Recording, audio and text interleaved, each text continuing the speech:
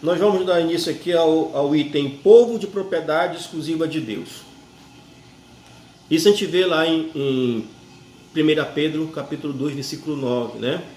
Diz assim: vós, porém, sois raça eleita, sacerdócio real, nação santa, povo de propriedade exclusiva de Deus, a fim de proclamardes as virtudes daquele que vos chamou das trevas para a sua maravilhosa luz.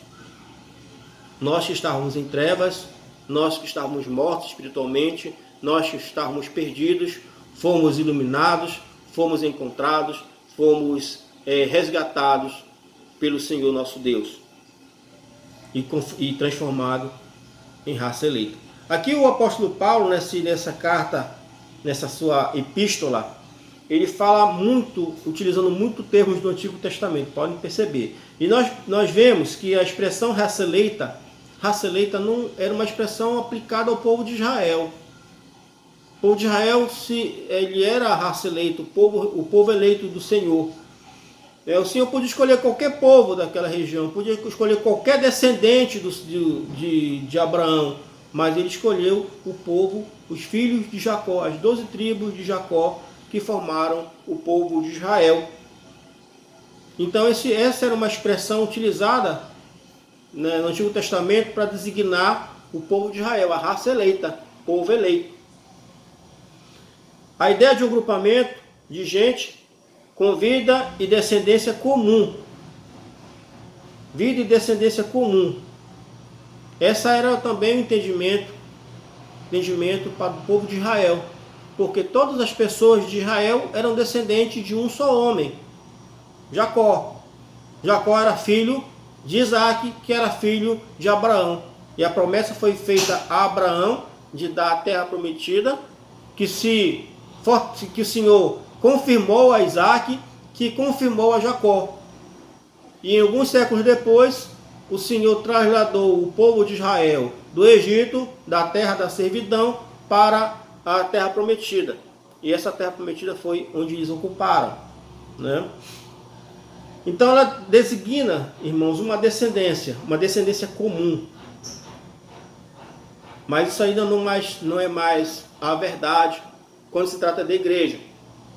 A igreja de Cristo é formada por pessoas, por raças, por etnias, homens, mulheres, ricos e pobres, não tem distinção dessa descendência. O que faz diferente? Uma vez que a vida de Cristo é compartilhada por todos os seus membros. Uma coisa que nos identifica, sermos seguidores de Jesus. O livro de Atos relata que pela primeira vez, os seguidores de Jesus foram designados por cristãos. Essa é a identidade. Identidade qual? Esse homem é cristão. Por quê? Porque ele tem o comportamento de um servo do Senhor, ele tem o comportamento de discípulo de Jesus. Ele não vive com uma vida dissoluta, ele não vive uma vida de mentiras, de engano, ele não vive no adultério. Esse é um servo do Senhor. E outra, ele também prega o Evangelho. Onde ele tem oportunidade, ele prega o Evangelho. Então esse é um identificador da família, da descendência espiritual de Abraão por meio de Jesus nosso Senhor, né? E por quê? Porque nós participamos do novo nascimento, desse novo nascimento representado para nós cristãos pelo batismo. Nos convertemos, reconhecemos que somos pecadores, confessamos nossos pecados, demonstramos para a sociedade que nós somos nova criatura pelo batismo, que é esse memorial, né? E nos tornamos filhos de Deus por meio de Jesus, do sacrifício na cruz. Todo cristão deve estar preparado para morrer ou para pregar. Isso é o evangelista chamado John Wesley. Isso deve fazer parte da nossa natureza, nossa característica de servo do Senhor, preparados para ou estar pregando ou morrer. Em nome de Jesus, principalmente, de preferência, né? Em seu nome.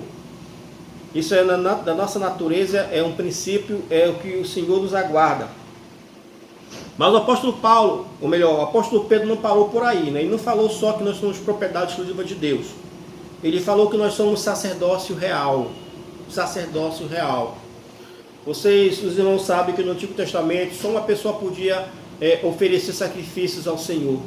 Fazer a ligação do homem pecador com o Senhor nosso Deus, que era o sacerdote.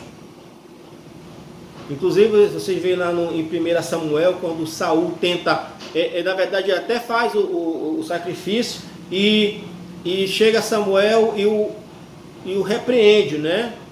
Na verdade, não repreende, ele censura, porque não era a tarefa dele fazer aquilo. De forma que, naquele momento, diz a palavra de Deus que o Senhor rejeitou a Saul, porque ele foi fazer o que não era da sua competência, oferecer sacrifício ao Senhor, só um sacerdote. No caso, seria o profeta Samuel. Então, é uma pessoa que tem, na verdade, acesso ao Senhor.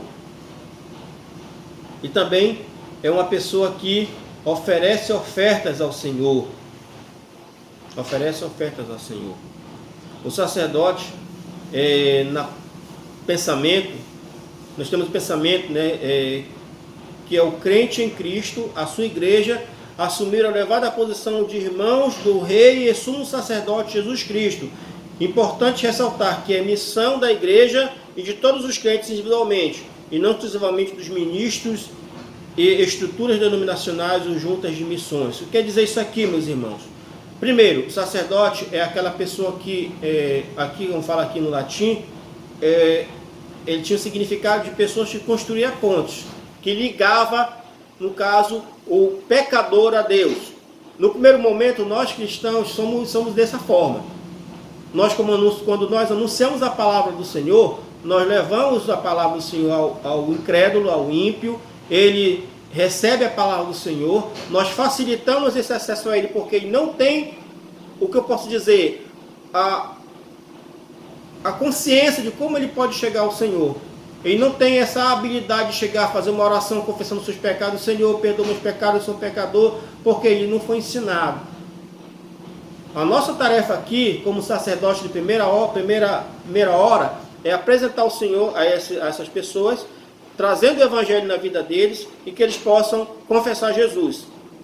A partir desse momento que eles se livram das amarras do mundo, eles podem fazer esse trabalho de ligação direta com o Senhor. Não precisa mais de um intermediário, que era o sacerdote. Nós, como sacerdote de primeira hora, passamos a fazer o trabalho missionário continuar. Essa pessoa já tem o convívio diretamente com o Senhor. Essa é a tarefa de todo cristão. Tá? Principalmente porque existe um princípio doutrinário que fala do sacerdócio universal de todo crente. Todo crente é um sacerdote. Todo crente tem a competência, a obrigação moral de anunciar o Evangelho. Então nós não precisamos esperar que o nosso pastor diga o que temos que fazer, que uma denominação em especial mande nós fazermos, que uma junta de missões, por exemplo, mande nós fazermos. Nós precisamos, a nossa natureza faz parte do nosso acordo com o Senhor, anunciar o Evangelho. Não é ninguém que deve nos mandar fazer isso. Deve ser uma determinação baseada na própria palavra de Deus. Se nossa igreja for determinada por fazer missões, isso aí não é da cabeça de ninguém, mas um mandamento do Senhor, lá na grande comissão. Ide anunciar o Evangelho a toda criatura. Ide anunciar o Evangelho, sejam minhas testemunhas em Jerusalém, na Judéia, na Samaria, até os confins da terra. Ide anunciar o Evangelho em todo o mundo. Então são obrigações que fazem parte da natureza desse acordo que nós temos de salvação com o Senhor. E anunciar o Evangelho. Também, nação santa. Foi o que o apóstolo Pedro falou também aqui no versículo 9. Nação santa. Homens santos. Homens que buscam a santificação. O que é o processo de santificação? É um processo gradual que nós buscamos dia por dia nos tornamos cada vez mais parecidos com Jesus.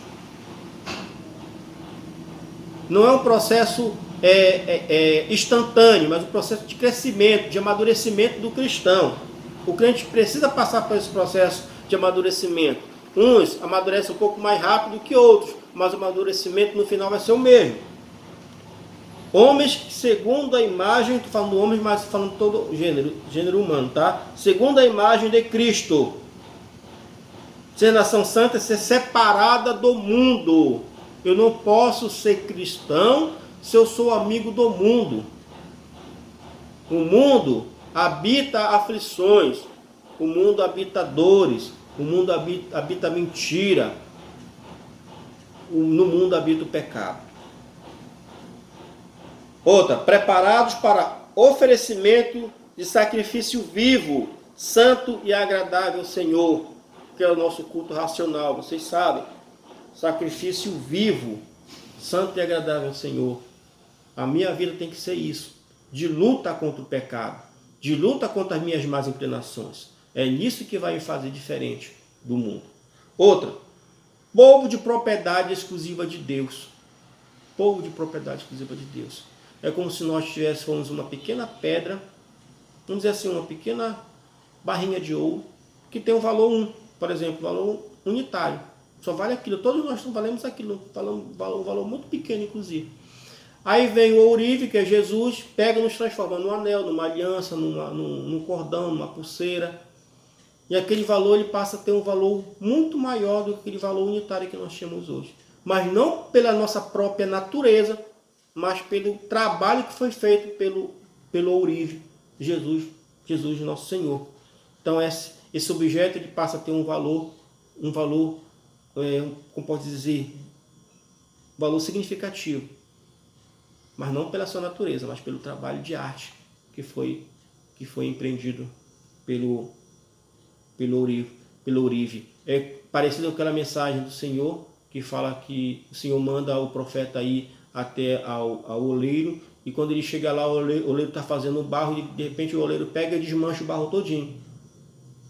Desmancha o vaso, perdão. E ali está uma matéria disforme, e o oleiro vai fazendo de novo um outro barro. Aí o Senhor dá entendimento para o profeta, dizendo assim que acontece.